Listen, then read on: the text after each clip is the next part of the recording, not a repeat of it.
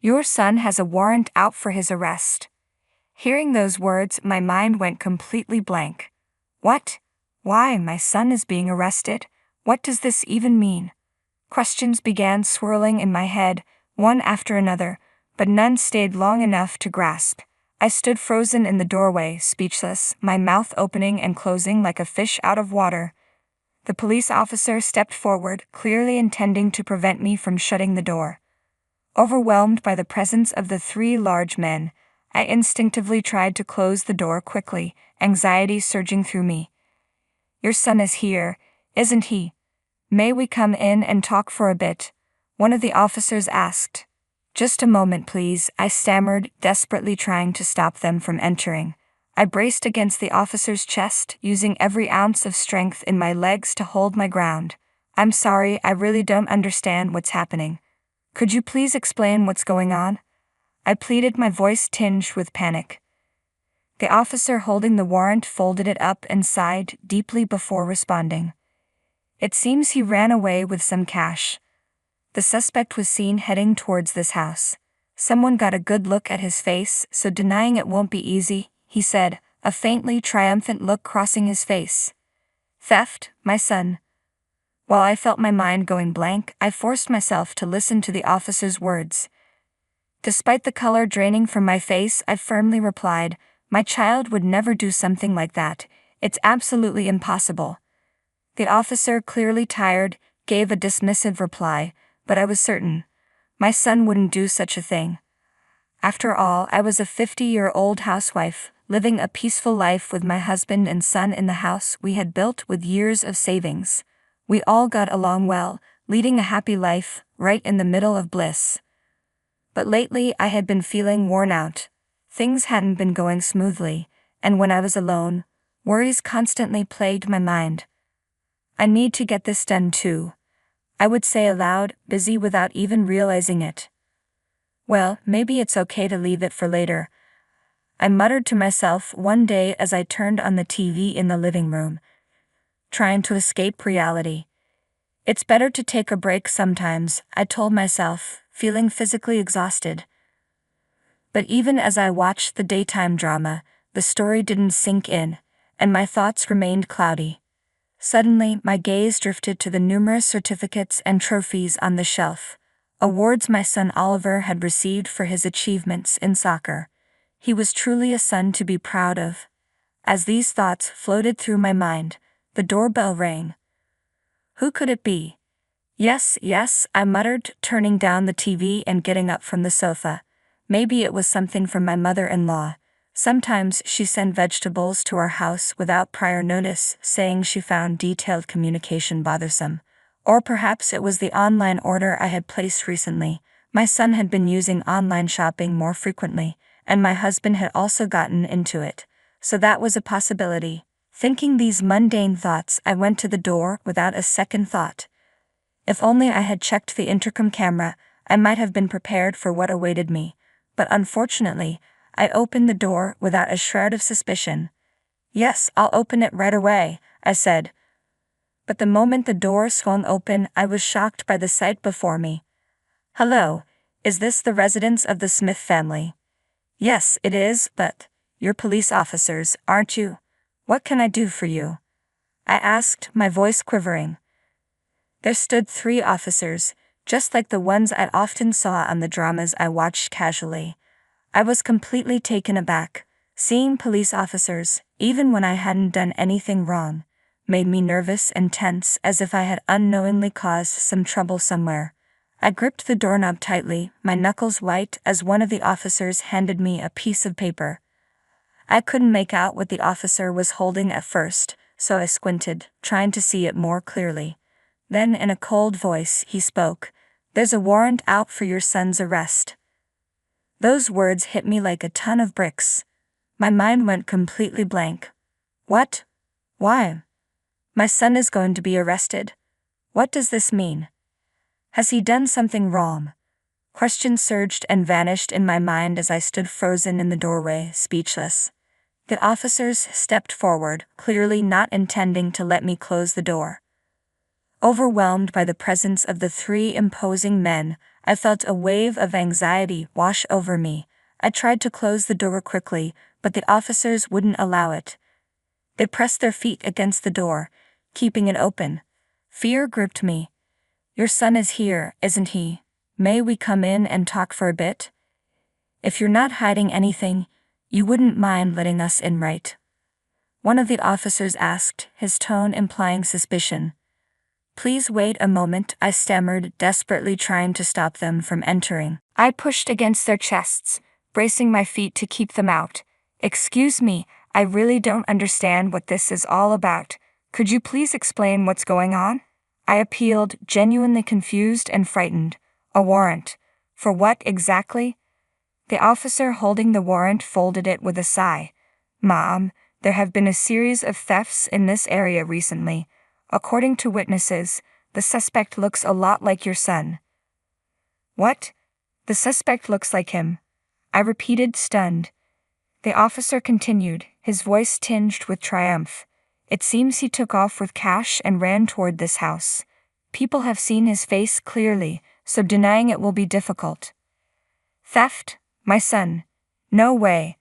As my mind began to spin, I somehow managed to keep listening to the officer in front of me. He then pulled out another document, unfolded it, and started talking about something that seemed related to its contents. "It appears your son is involved in several theft cases. The total amount of the damage is around $500,000. However, considering his youth, the victims are willing to settle," he said. $500,000? No way, I whispered, shaking my head in disbelief. "My child couldn't have done such a thing. It's absolutely impossible," I exclaimed in shock, but the officer, looking weary, replied, "I understand how you feel. Every parent says the same thing, thinking their child couldn't possibly be involved in theft. However, we need you to prepare the $500,000, and we'll discuss this further with your son." Staring at the officer's face, I reached for the front door, my mind racing. "Could you please wait outside for a moment?" I asked. "No, we'll wait inside," he responded firmly. "I need to use the bathroom. You can't just barge into someone's house without permission while the homeowner is in the bathroom, right? Or can't you wait for just 5 minutes while I go?" I blurted out, grasping at any excuse to buy time. I needed to calm down, and the imposing presence of the officers was overwhelming. More than anything, I wanted to close the door. "Please let me use the bathroom. I'm at my limit. I'll listen to everything properly afterward," I pleaded. The officer hesitated for a moment, which was all I needed. Quickly, I shut the front door. A loud thud followed. Probably the officer knocking or kicking it. But I didn't hesitate. I immediately locked the door. As soon as the lock clicked, a torrent of emotions washed over me: relief, fear, and a flood of questions. "Mom, please open the door." The officer's voice boomed, accompanied by the sound of pounding on the door. Worried about disturbing the neighbors, I slowly moved away from the entrance. "I'll be right back," I called out, rushing to the bathroom. I didn't really need to use it, but I needed a moment to think. Calm down," I muttered to myself, trying desperately to steady my nerves. Gradually, my thoughts began to organize themselves. As I sat on the toilet, my hands trembling as I grabbed some toilet paper, I reassured myself that it was impossible for Oliver to be involved in a crime. It had to be a misunderstanding. Determined, I decided I would face the officers with confidence. After all, I had nothing to hide. About 5 minutes later, after taking a deep breath, I resolved to return to the front door, unlocked it, and faced the officers again. "Excuse me, ma'am," the officer called out loudly, but I kept reminding myself to stay calm, no matter what. "Your son hasn't tried to escape in the meantime, has he? Please allow us to search the house," the officer insisted. "He hasn't done anything like that. I'll say it again. My son hasn't committed any theft." "It's impossible," I responded, my voice firm. "Even if you say that, we can't just take your word for it. There are witness testimonies and camera footage. If you cover for your son, You could also be implicated, the officer warned. Camera, you didn't mention that before. I snapped, my suspicion growing. We mentioned it because it seems you won't admit it. There is evidence, the officer replied. Earlier you said he resembled the suspect, but now you're asserting it's my son. Your story keeps changing, doesn't it? I questioned, feeling increasingly uneasy. Look, ma'am, I understand it's hard to accept, the officer continued, relentlessly pressing on and ignoring my questions. His words lacked consistency and something felt off. The information kept shifting, and it didn't add up. Upon closer inspection, even the police uniforms looked like costumes from a drama. I stared intently at the face of the youngest-looking officer, who quickly averted his gaze when he noticed my scrutiny. Clearly suspicious. Enough is enough. We're coming in, the oldest and largest officer declared, pushing past me. Wait, you can't just barge in like that. I protested, trying to block the way, but he shoved me aside effortlessly. I stumbled, falling onto the floor as the officers pushed further into the house. Stop. Don't come in, I shouted, scrambling to my feet to follow them. Don't touch anything. Despite my desperate cries, the officers ignored me, rifling through drawers in the kitchen and living room. Rummaged through everything from one end of the room to the other, leaving a trail of chaos. My stomach churned with anxiety. Stop it, I'm telling you. Hey. I rushed to an officer who was opening a drawer containing mine and my husband's wedding rings and slammed it shut with a loud bang that echoed through the room. There's nothing here. You can't just enter someone's home and go through their drawers. I glared at one of the officers, trembling with anger. It was the younger officer who had averted his gaze earlier. He nodded slightly at me before heading to another room. Eventually, the three officers zeroed in on Oliver's room, clearly identified by the nameplate on the door. Without hesitation, they entered. My son is sleeping in there. Don't go in, I shouted with all my might, but my plea was ignored as the door swung open. We just want to talk, one of the officers called out loudly as they entered, but they suddenly fell silent, all three of them staring toward the bed at the back of the room. Hello. I've heard the conversation. I'm Oliver. The son, my son said, slowly bowing his head toward the officers from his bed. Spreading his arms and smiling, he continued, As you can see, I'm in this condition right now, so there's no way I could commit theft. The officers, momentarily speechless, just stared at him. Oliver was lying in a nursing bed equipped with a pressure sore prevention mattress. Beside the bed stood a wheelchair, and nearby, stacks of towels and a call button were within easy reach. My son was bedridden. I'm sorry, it seems we've made a mistake, said one officer, who had previously spoken in an almost threatening tone, but now wore a rueful smile. Oliver returned the smile slightly. That's right, I'm relieved. I can't move my lower body, so it's impossible for me to steal and run away, he explained, pointing at the wheelchair. I can't even get into that without help. I can't go outside by myself. I see. That was the case. We apologize for our mistake. We'll take our leave now, the officers said awkwardly, nodding their heads as they prepared to leave. Filled with anger, I clenched my fists, wanting to say something. But one officer lingered, approaching Oliver. Hey, he said quietly. What's up? My son replied. What happened to you? Your body? The officer asked, his voice tinged with concern. Steve. Is that you? Oliver looked up at the officer, recognition and joy lighting up his eyes. I approached the youngest officer, suddenly realizing it was Steve, Oliver's childhood friend. Steve?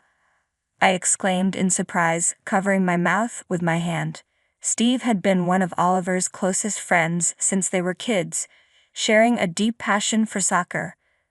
They played together nearly every day from elementary school onward, and had planned to join the middle school soccer club together. But then Steve had to move away suddenly due to his parents' work, and they lost touch. I remember watching you excel at soccer, thinking you'd go pro after college. I even saw you in magazines. But what happened? I asked, unable to hide my shock. Steve, looking visibly shaken, glanced down as Oliver lifted the blanket to reveal his legs, which were motionless. I had an accident a month ago, Oliver said with a sad smile. Now, my lower body doesn't move at all. Seeing the pained expression on Steve's face, Oliver quickly pulled the blanket back over his legs and turned a more genuine smile toward him. But hey, it's really been a long time, hasn't it? You became a police officer, but don't you play soccer anymore? Steve's expression grew complex, and he answered quietly, choosing his words carefully. I didn't have the talent like you, Oliver. Besides, I had other things to worry about. I recalled Steve's difficult family situation. His father, who didn't have a steady job, went out drinking every night. The move wasn't just about his parents' work but also his father's debts. As Steve spoke, his head hung low. Oliver sat up halfway and began to speak encouragingly. What do you mean you had no talent? You were always so hardworking. I was always envious of you, Oliver. You never gave up on anything, and you always looked so cool. I pushed myself because of you. And now, seeing you do your best as a police officer, it gives me strength too, Steve confessed, his voice trembling. I'll do my best, I promise. Next time we meet, let's play soccer together, okay? Even if I'm in this situation, I can still play. There are ways for people with disabilities to play soccer, you know.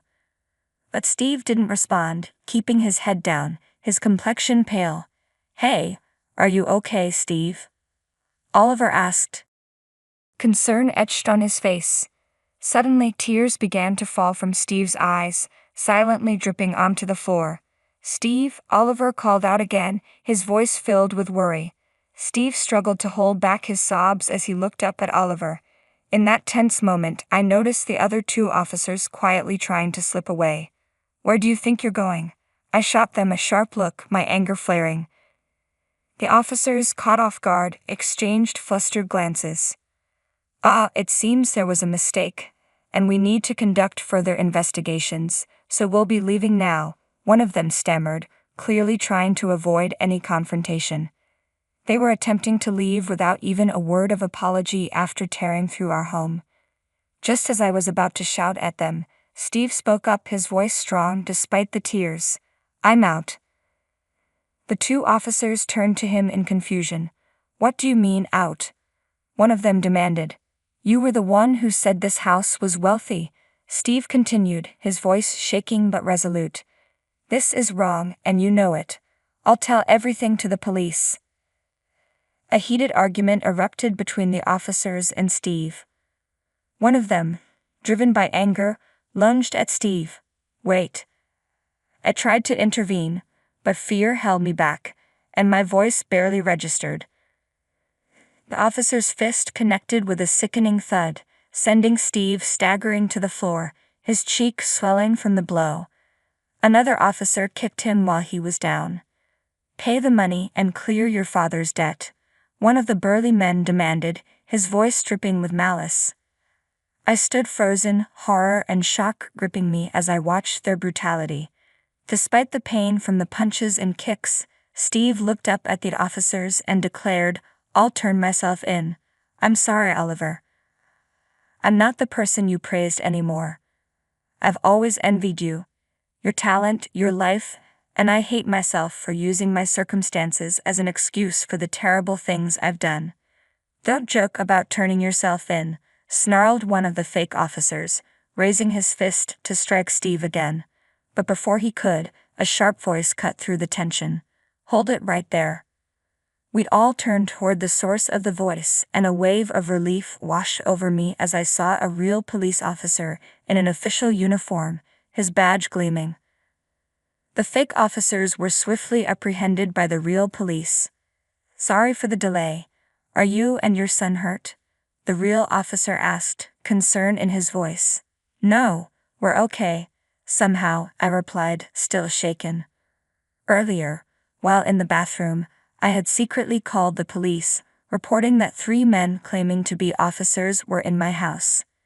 Their suspicious behavior had prompted me to contact the real authorities. "Come quietly," the real officer ordered as the imposters resisted arrest but were quickly subdued. Steve, who had been sitting on the floor, was helped up by one of the officers. He'd offered no resistance as he was led away. "Steve," Oliver called out. Steve stopped, turned back to us, and with deep regret in his eyes, he apologized before leaving with the officer. Oliver watched his friend's retreating figure until he was out of sight. After the house was cleared and many questions were answered that day, we began the process of cleaning up the mess the imposters had left behind. I waited anxiously for my husband's return.